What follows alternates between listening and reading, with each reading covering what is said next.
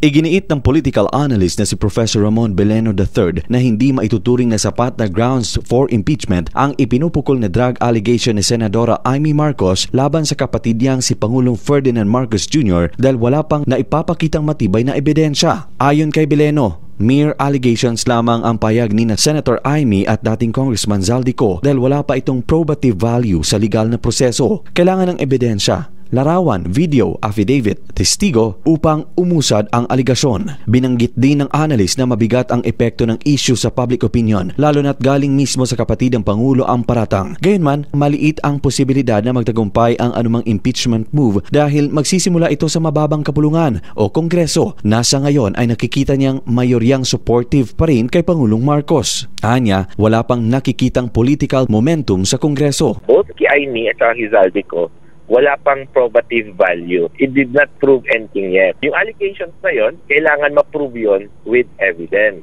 Yes, it's a ground for impeachment, pero, di ba, it will not hold water Not enough. kung wala namang nilalabas na evidence. In terms of probative value, wala pa siyang napuprove, pero in terms of public opinion, medyo mabigat na siya. At Okay. saka pangalawa, ang impeachment, sa Kongreso yan mag-uumpisa eh. Alam nga natin ngayon, hawak pa ng presidente yung Correct. Kongreso. They still believe na kaya tong i-survive ng presidente. Tinilakay din niya kung paano makakaahon ng Pangulo sa lumalalang political crisis. Anya, hindi sapat ang mere denial. Kung gustong wakasan ng Pangulo ang haka-haka sa drug allegation, maari umano nitong harapin sa pamamagitan ng pagsailalim sa drug test para matulukan ang issue. Samantala, nanawagan din siya na dapat tingnan ng administrasyon ang ebidensyang ibinabato ng kampo ni Ko hinggil sa umano'y korupsyon dahil hanggat walang basihan, maliwanag na kasinungalingan. Pero kung totoo, problema iyon para sa Pangulo.